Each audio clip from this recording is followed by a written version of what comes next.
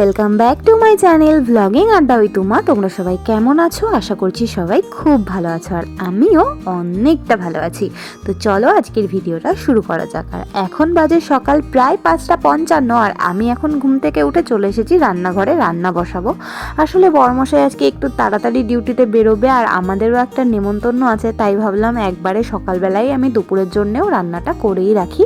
তাই আর কি আগে ঝটপট করে ভাত বসিয়ে দিলাম। যদিও সকালে আমরা ভাত খাবো না, সকালে রুটিই খাবো, ভাতটা দুপুরের জন্যই করছিলাম। তো ওইদিকে চাল ধোয়া হয়ে গেছে, এখন আমি ভাতটা বসিয়ে দেবো। আর ভাতের সঙ্গে সঙ্গে না আমি এক সাইডে ডালটাও বসিয়ে দিয়েছি। ডালটা আগের দিন রাতেই সেদ্ধ করে রেখেছিলাম যাতে সকালবেলা একটু তাড়াতাড়ি হয় আর কি। তো এদিকে দেখো, এই যে ভাত তো বসানো হয়ে গেল আর ডালটাও এখানে ফুটেও গেছে অলরেডি।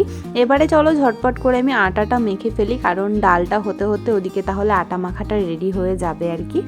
আর বড়মশাই এবার খেয়ে বেরোবেও, ডালটা হয়ে গেলে ওকে রুটি আর ডালটা দিয়ে দেবো, আর দুপুরের জন্য কিছু একটা ভেজে রেখে দেবো, আর তার সঙ্গে ডাল আর ভাত দিয়েই খেয়ে চলে যাব নেমন্তন্ন বাড়িতে।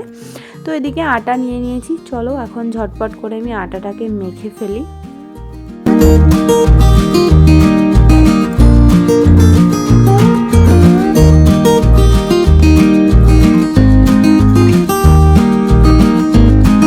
এদিকে আমার আটা মাখা হয়ে গেছে, আর ততক্ষণে ডালটাও ফুটে গেছে। এবার এটাকে ফোড়ন দিতে হবে। তো এদিকে কড়াই গরম করে আমি একটুখানি তেল দিয়ে তার মধ্যে তেজপাতা, শুকনো লঙ্কা আর একটু গোটা জিরে ফোড়ন দিয়ে হালকা একটু পেঁয়াজ কুচি দিয়ে দিয়েছি আর কি। আর পেঁয়াজ কুচিটা দিয়ে একটুখানি ভাজা ভাজা করে নেবো আমি একসঙ্গে, আর তারপরে এর মধ্যে ডালটাকে দিয়ে দেবো আর কি।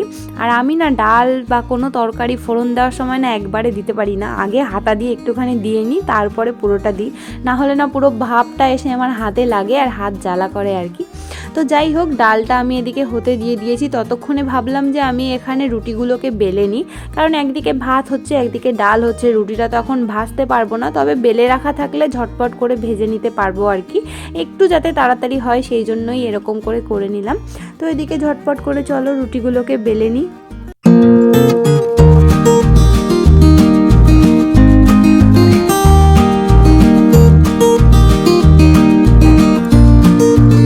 এদিকে ডালটা আমার রান্না করা হয়ে গেছে, ততক্ষণে রুটিগুলোও বেলা হয়ে গেছে। এবারে চলো ঝটপট করে রুটিগুলোকে ভেজে ফেলি, আর রুটিগুলো ভেজে বড়মশাইয়ের টিফিনটা প্যাক করব।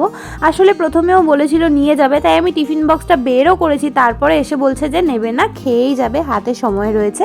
ভেবেছিল ট্রেন ধরতে পারবে কি না, সেই জন্য আর কি বলেছিল নিয়ে যাওয়ার কথা, যেহেতু সময় আছে বললো ধীরে সুস্থে খেয়ে যেতে পারবে, তাই আর কি আমি টিফিন বক্সে বাড়লাম না। এদিকে রুটিটাকে ভেজে ওকে এমনিই খেতে দিয়ে দিয়েছি আর কি। তো গাইস, এখন বাজে ওই 6:55। তো 1 ঘন্টাতে আমার সব কাজবাজ কমপ্লিট হয়ে গেছে, রান্না বান্না করে রেখেছি, বড়মশাইকে ওদিকে আমি খেতেও দিয়ে দিয়েছি, আর এখন আমি একটুখানি শোবো। যদিও অন্য দিন শুই না, তবে আজকে না ভীষণ ঠান্ডা পড়েছে, আর আমি আজকে তাড়াতাড়ি ঘুম থেকে উঠেছি।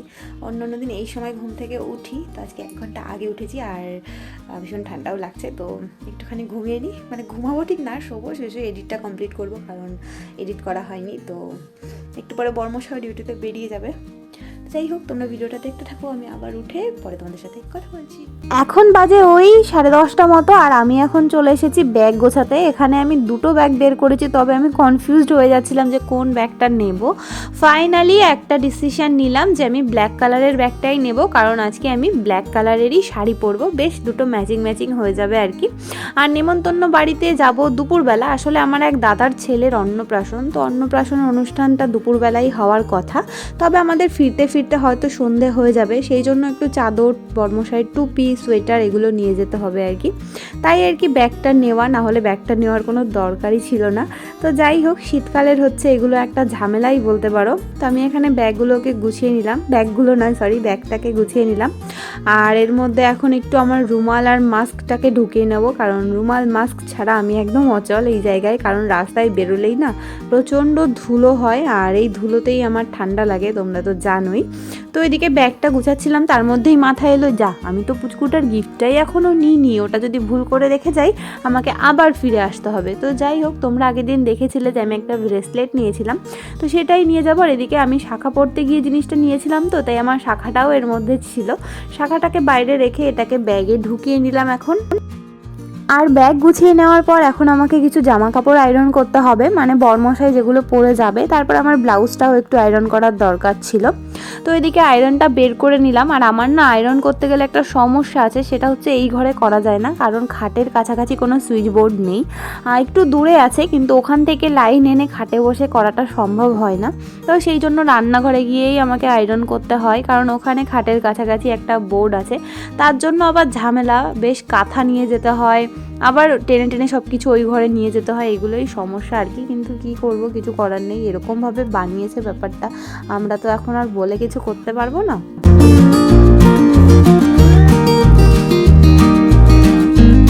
তো এদিকে সব জিনিসপত্র গুছিয়ে নিলাম আর তারপর চলে এসেছি রান্নাঘরে। আর এসে আগে খাটের উপরে এই যে একটা কাঁথা বেশ মোটা করে বিছিয়ে দিলাম, কারণ খাটের ওপর যেটা দেখতে পাচ্ছ বিছানো রয়েছে রেড কালারের, ওটা আসলে মানে প্লাস্টিক টাইপের।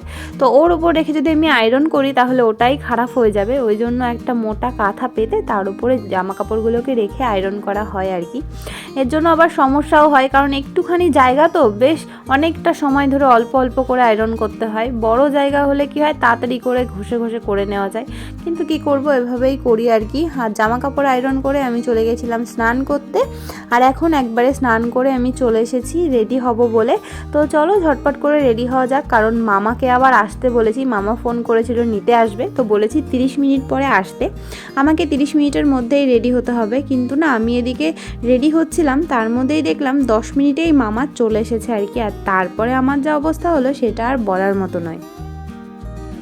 আমি সবেমাত্র শাড়িটা পরে এসেছি, কানের টানেরগুলো খুলছিলাম আর কি। আমি ধীরে সুস্থে ভিডিও করতে করতে রেডি হচ্ছিলাম, যেটুকু তোমরা দেখতে পাচ্ছ আমি এটুকুই রেডি হয়েছি, ততক্ষণে মামা চলে এসেছে। আর মামার যেহেতু বাড়িতে অনুষ্ঠান, এসে তো বেশিক্ষণ থাকতে পারবে না, বাড়ি ভর্তি লোকজন রয়েছে, তাই জন্য আর কি নিজের ইচ্ছে মতো করে সাজতেও পারিনি, কোনো ভিডিওও করতে পারিনি, ঝটপট করে রেডি হয়ে বেরিয়ে পড়েছি। আর এখন এই যে রাস্তায় যাচ্ছি মামার সঙ্গে। আর মামাদের বাড়িটা না আমাদের বাড়ি থেকে খুব একটা দূরে নয়, কাছেই, তাই জন্য আমি বাইকে করে চলে এলাম মামার সঙ্গে। আর বরমশাই আর আমাদের ঘরে যে দাদাটা থাকে, ওই দাদাটা দুজনে মিলে আসবে সাইকেলে করে। তো এদিকে দেখো যাচ্ছিলাম। আর আমি এখন অনুষ্ঠান বাড়িতে আগেই পৌঁছে গেছিলাম, পরে বরমশাইও এসেছে আর কি। আর এই যে হচ্ছে পুচকুটা, ওরই আজকে অন্নপ্রাশন, আমার একটা দাদার ছেলে। আর দেখো কি কিউট, পুরো গোলুমলু, আর মানে এত সুন্দর ক্যামেরার দিকে তাকিয়ে আছে না, মানে ওর আমি যতগুলো ছবি তুলেছি, যত ভিডিও করেছি, ওর সারাক্ষণ ক্যামেরার দিকেই তাকিয়েছিল, এত সুন্দর, মানে ক্যামেরার ফ্ল্যাশটা জ্বলছে তো আরও যেন ওই দিকেই তাকিয়ে আছে। ভালোই হচ্ছিল ভিডিও ফটোগুলো। তো এখন দেখো পুচকুটা ওর পিসোর কোলে উঠে পড়েছে। তো যাই হোক, পুচকুটাকে গিফটটা দিয়ে এখানে আমরা বাইরে এসে বসে আছি। আর যেহেতু সব অনুষ্ঠানই সকালবেলাকার ছিল, আর আমরা এসেছি প্রায় এখন 4টে 4:30 বাজে, কাজেই আমরা এসে কোনো অনুষ্ঠানই দেখতে পারিনি, তাই তোমাদের সঙ্গেও কিছুই শেয়ার করা হলো না। এসে শুধুমাত্র সব আত্মীয়দের সঙ্গে দেখা হয়েছিল, আর তারপরে একটু থেকে খাওয়া দাওয়া করে আমরা চলে এসেছিলাম আর কি। তো এখানে দেখো এই যে পুচকুটাকে আমি কোলে নিয়েছি, আর কি সুন্দর তাকিয়ে আছে ও, আমি এত ডাকছি আমার দিকে না তাকিয়ে ক্যামেরার দিকেই তাকিয়েছিল, ফাইনালি একটু তাকালো আমার দিকে। আরও এত কিউট না, আমার ইচ্ছে করছিল ওকে তুলে নিয়ে আমি বাড়িতেই চলে আসি। তো যাই হোক, ওকে অনেকক্ষণ চটকালাম। আর এখন যাব ওই বাড়িতে, মানে এটা হচ্ছে বড় মামার বাড়ি, বড় মামারই নাতি, এটা নাতির অন্নপ্রাশন। আর খাওয়া দাওয়াটা হচ্ছে ছোট মামার বাড়িতেই, তো এই বাড়ির 2-3টে বাড়ি পরেই। তো এই বাড়িতে সবার সঙ্গে দেখা করে নিলাম, পুচকুটাকেও একটুখানি আদর করে নিলাম। এখন যাব ছোট মামার বাড়িতে, তো চলো ওদিকে যাই।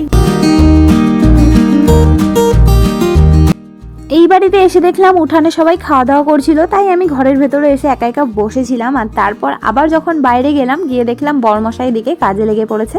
যারা খাবার দাবার সার্ভ করছিল ওদেরকে একটু হেল্প করছিল, লোকজনেদের একটু খাবার দাবার দিয়ে আর কি। তো এই ব্যাচটা হয়ে গেলে আমরাও খেতে বসে যাব, কারণ 5:30টার বেশি বেজে গেছে, আমাদের খেয়ে দিয়ে আবার বেরোতে হবে। কারণ শীতের দিনে যত তাড়াতাড়ি নিজের বাসায় ফেরা যায় ততই ভালো আর কি, বাইরে থাকতে তো ভালো লাগে না না। তার মধ্যে আমাকে আবার ফিরতে হবে বাইকে, আর এনেছি তো একটা শুধু ওই পাতলা ফিনফিনের চাদর, ওইটা নিয়েই যেতে হবে, সেই জন্য আরও টেনশন করছিলাম। তো এদিকে খেতে বসে পড়েছি, কাটলেট খেয়ে নিলাম, এখন ডাল দিয়ে গেল, তারপরে আরও অনেক কিছু ছিল, সবজি ছিল, তারপরে মাটন ছিল, চিকেন ছিল, চাটনি, পাঁপড়, আইসক্রিম, মিষ্টি, সব কিছুই ছিল। কিন্তু না আমি আর ভিডিও করিনি, কারণ ওপরে একটা ব্লু কালারের তাঁবু দেওয়া ছিল, আর সেটার জন্য আলোর রিফ্লেক্টে না খাবারগুলো সব কালো কালো দেখাচ্ছিল আর কি। তো এদিকে আমাদের খাওয়া দাওয়া হয়ে গেছে, এখন বেরিয়ে পড়েছি, যাবো বাড়ির দিকে। তো বাড়িতে ফিরতে ফিরতে আমার সন্ধে হয়ে গেছিলো, আর আমি ভুল করে বর্মশাইয়ের থেকে চাবিটা নিয়ে আসতেও ভুলে গেছিলাম। কাজেই বাড়িতে এসে আমি আর ঘরে ঢুকতে পারিনি, বাইরে ঠাকুমাদের কাছেই আমাকে থাকতে হয়েছিল। ব্যাগটাকে সিঁড়ির ওপর রেখে ঠাকুমাদের সাথে গল্প করছিলাম, তার মধ্যে বর্মশাই চলে এলো।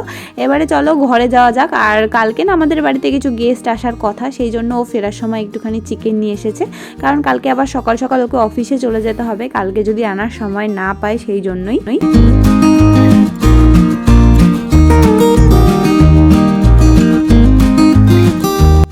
তো এদিকে আমি তালা খুলে এখন ঘরে চলে যাচ্ছি, আর ও আমার থেকে একটা গামলা চাইলো ও চিকেনটাকে রাখবে বলে। তো এদিকে আমি ঘরটা খুলে নিলাম, এবার চলো ওকে গামলাটা দিয়ে আসি আর কি, ডাকছিল বারবার করে।